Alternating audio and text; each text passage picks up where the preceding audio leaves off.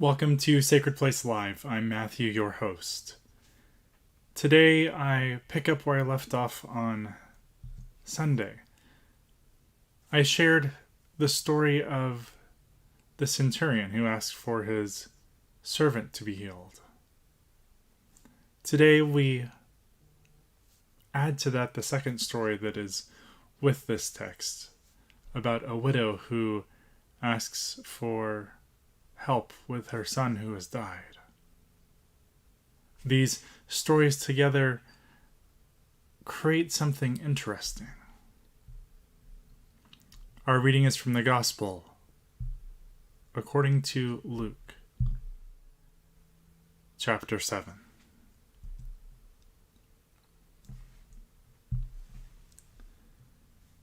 After Jesus had finished presenting all his words among the people, he entered Capernaum. A centurion had a servant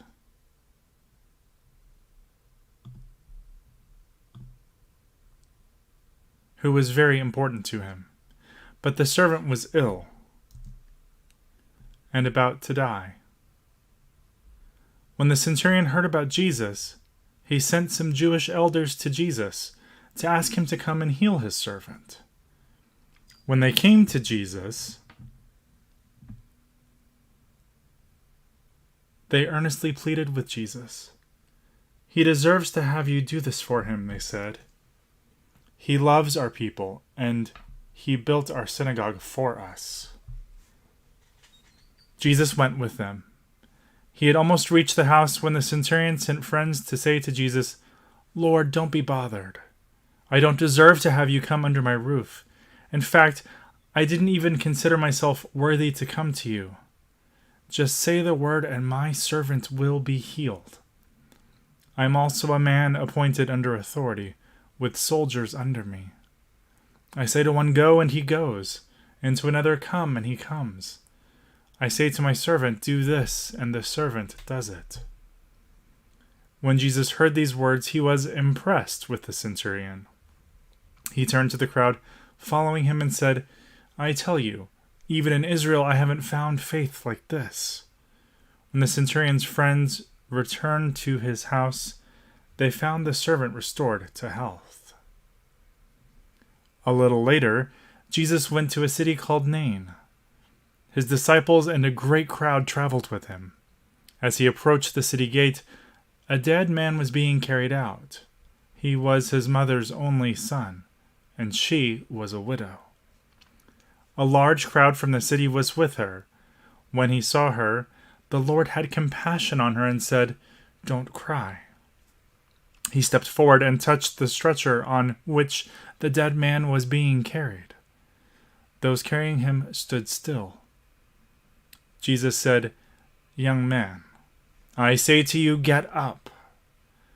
The dead man sat up and began to speak, and Jesus gave him to his mother. Awestruck, everyone praised God. "A great prophet has appeared among us," they said. God has come to help his people. The news about Jesus spread throughout Judea and the surrounding region.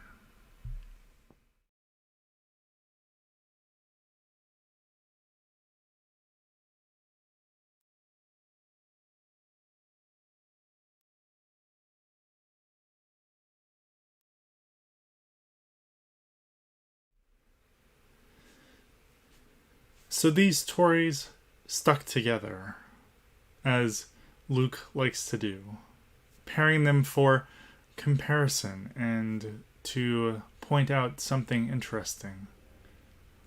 What strikes me the most is the power differential between these two people whom Jesus finds in need. First, we have a Roman centurion, part of the power structure of the empire. One who the story does go out of its way to speak to the character of this centurion. He talks about the authority, the power that he has. He is revered by the people whom he sends, these Jewish leaders, which he has the power to summon these Jewish leaders and tell them what to do, and they do it. That is a clear difference, something interesting I find in this text. But he says that he is one of power, and so he understands and sees in Jesus a power greater than his own. A power that makes him feel unworthy to even ask something of Jesus, to even be in the presence of Jesus. This understanding he has is something that is often found lacking in Jesus' own disciples, let alone Jesus' own people. Because of this clarity, because of the wisdom this centurion has, Jesus has compassion and grants his request. Then we have the widow from the city of Nain. She loses her son, the one thing that gave her any remaining power. She was already marginalized because she had lost her husband. Her son was the one holding her up, but now he was gone. So she was left powerless. When Jesus sees this, he reaches out to someone who is on the margins and offers her a way of coming back. The healing is not just about the son, it's about the mother. For Jesus is said to in the text to give him back to his mother. So the healing is really about her just as much as it is him. About the restoration that this healing brings to her within culture and society and class. We see that this need from Jesus cuts across status and class. She is from the bottom. The centurion is pretty high up. They both have this need of someone who is likely dear to them. I mean, the son is dear to the mother, the widow. And the way the text talks about the centurion's servant,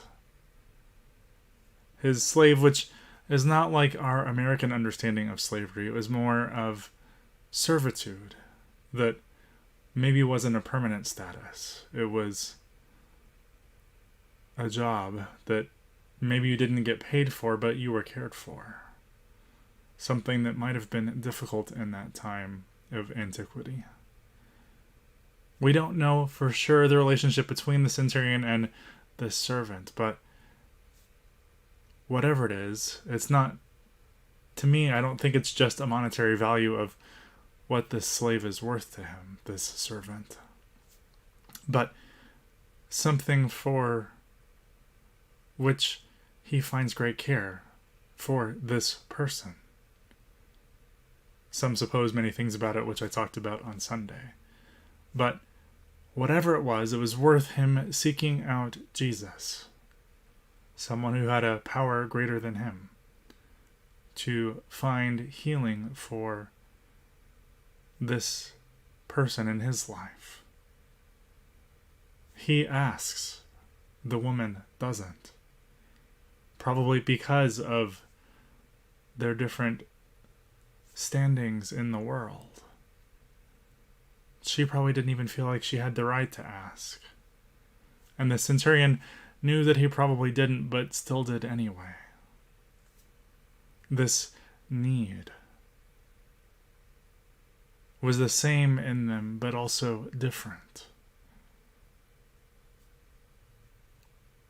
Jesus fulfills this restoration, this healing in each of their lives.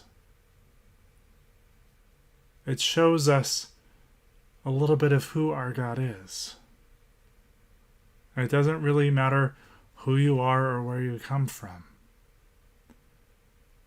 If you have a need, God sees it and can offer healing to us all.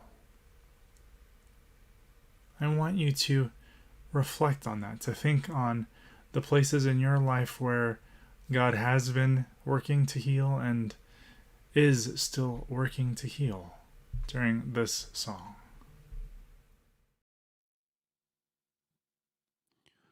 Oh, gather up the brokenness and bring it to me now. The fragrance of those promises you never dared to vow. The splinters that you carry, the cross you left behind. Come healing of the body, come healing of the mind. And let the heavens hear it, the penitential hymn. Come healing of the spirit, come healing of the limb.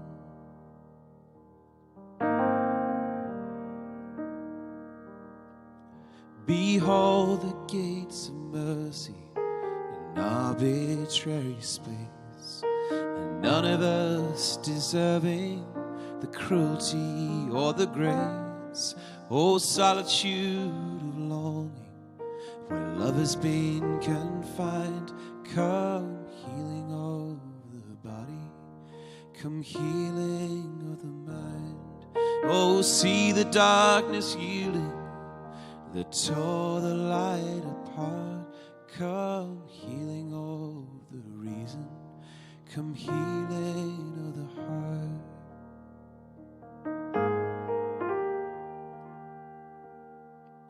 Oh, trouble does concealing an undivided love, the heart beneath is teaching to the broken heart above. Oh, let the heavens falter and let the earth proclaim. Come healing of the altar, come healing of the name.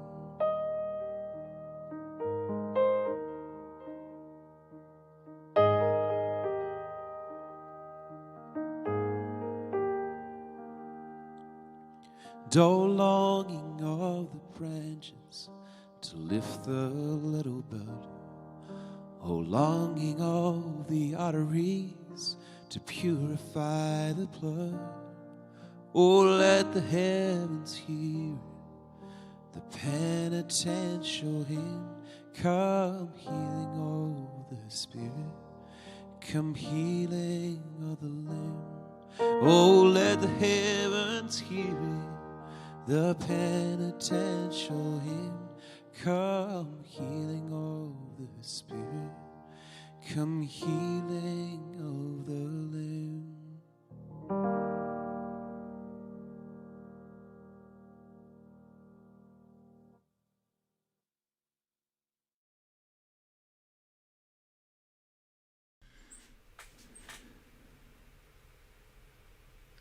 That healing and restoration found in both of our stories today is something ongoing in our world and in our lives. We are approaching the season of Lent, which begins a week from yesterday, on Ash Wednesday. We walk with Jesus, seeing how he ministers to people, how he continues this work of giving life as he prepares to give up his life. I hope you'll join me for our Ash Wednesday special Sacred Place Live. We'll actually gather on Zoom, and then I'll broadcast my portion to Facebook Live. That'll be at 6:30 on Ash Wednesday, an hour later than we normally do Sacred Place Live. You're always invited to Sacred Place Together, our time of community, of fellowship, and being together digitally face-to-face on Zoom. Information about all of these things is available on our website at yoursacredplace.org. I hope you have a good rest of your week and that I will see you soon.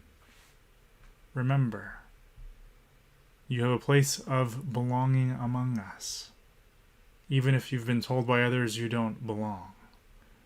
This is always your sacred place.